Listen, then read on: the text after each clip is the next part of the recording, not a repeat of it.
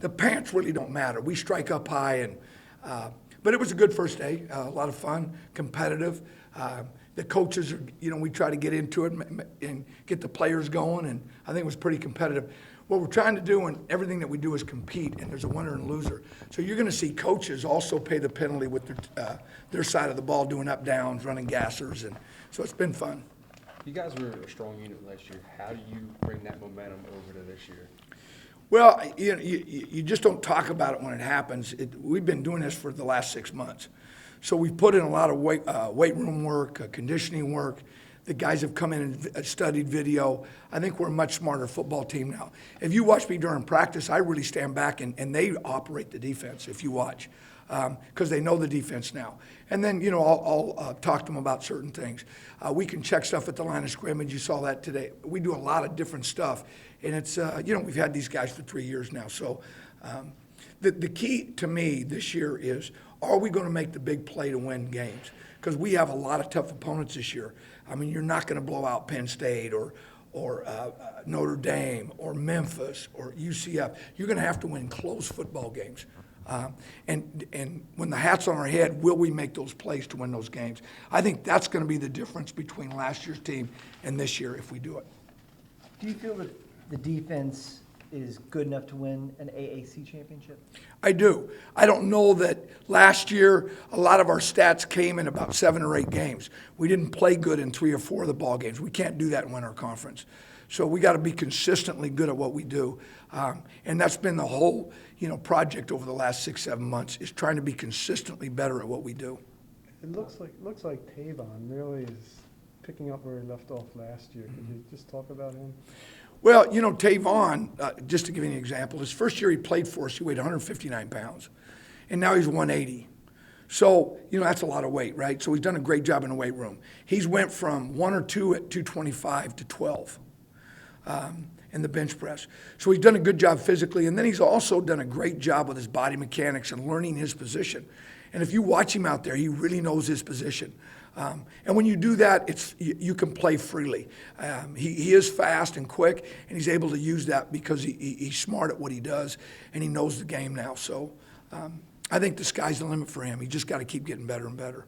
Having young guys at corner like Sean Chandler and Kareem Ali, do you think those guys have helped push him, instead of the other way around? Well, I think Champ has pushed Tavon. I think early in camp a year ago, right, to see a freshman come in and be physical.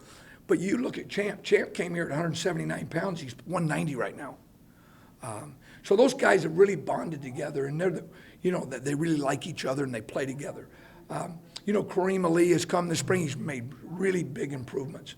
The thing he's got to eliminate every now and then, he gives up a big play. But he has a lot of good plays, but we got to eliminate those big plays. Artel Foster looked like he was making some plays. He has. He's come a long ways.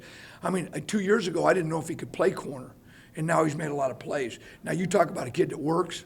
I mean, he doesn't say boo. He just works. And if you watch him on the field, it's showing. Did anyone else catch your eye today, first day? Well, we have, Tyler is really, playing well. Avery and has come a long ways. Marshall has come a long ways. But we have a lot of guys, a lot of front guys. I mean, we have a number of different front guys. We're going to have a battle to see who travels in our front. We got some front guys that I think are going to play pretty good. If you see the intensity of our rush and how fast it comes at the quarterback has really improved from a year ago.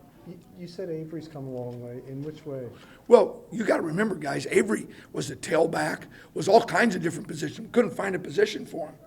All right, I tried him at strong safety. We tried him at tailback, and then he settled in as a field backer, and has really grown there and done a nice job. How's Nate D's transition been from linebacker to defensive line? Nate D has a real knack for rushing a passer. He really gets off on the ball, which is hard to teach. Some guys just have that knack. And then Nate is a really strong for 240 pounds. If he grabs you, he's heavy-handed, and he's just a powerful man. So he's going to help us at defensive end. He'll create a lot of problems for the offensive tackle. You mentioned Tyler. How big a part, and even in your personal estimation, how big of a part of the defense is he? A major part. I mean, and I don't know if you guys, we were playing him at Mike some. And in the NFL, he's going to be a Mike backer. He won't be a will linebacker. but he can play either spot. Tyler has a really innate ability to get to the football. And now he's really learned the game. So if you see him out there, he's almost on every play. If it's inside of 10 yards, he's on it. But he's done a great job of learning football. Now, I'll give you an example. His neck, when I first got here, was 16 3/4, and it's almost 20 inches. It's 19 5/8. So he's done a heck of a job with his body in the weight room, too. How has Sean Chandler progressed the last year he started? How much is this second year going to help him get even better? Well, one of the things, I hate that second year or whatever that thing is, blues or whatever you call it, right? I don't even talk. He should be way better than he was his first year, right? All that second year stuff is a bunch of crap, I think. So that's how we've approached him. That you got to be the guy into the boundary. Nobody can catch the football on you. He's gotten bigger, stronger, and he's much better at what he does today. What about competing against your offense? They look like they're going to be improved. How about that? Yeah, we have some really good offensive skilled kids.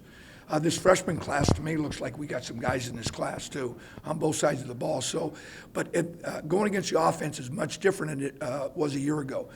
The tailback position's bigger and faster. The wide receivers are bigger and faster. It's been fun so far in camp. What do you want to see out of the freshmen on the defensive side of the ball over these next few weeks of camp? Well, I think one of the freshman linebackers have to help us. Who that is, we'll wait and see. I'm hoping one of the freshman safeties can help us. And then one of the D linemen, if they can really rush, will help us. But we're pretty deep at the D line right now for a freshman to come in. But it doesn't say they couldn't. But if we can get 2 or 3 freshmen to help in the rotations, because remember, guys, we played 12 games in 15 weeks last year. We have 12 and 13. So the more guys we can play, the healthier we're going to stay. And I think that's really key, and I've been pressing that with everybody. If we trust them, we'll play them. And I hope we can trust 20 to 25 guys this year so we stay fresh through 13 weeks. Because that's a pretty tough schedule now, 12 games in 13 weeks. You have Jacob Martin and Michael Dogby. How have those two looked? 2 younger guys on the line. Good.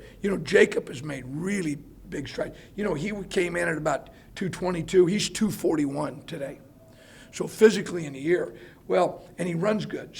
And he plays really hard, really hard. Dogby has gotten, guys, I think he benched 475 and squatted almost 700. And he's went from like 245 to 267. All right, so we're expecting things from him. But again, guys, remember, he's a redshirt freshman, right? So I think as the season goes, you'll see him play better and better. And it looked like Praise came off at one point. I think he had something with his hamstring last week.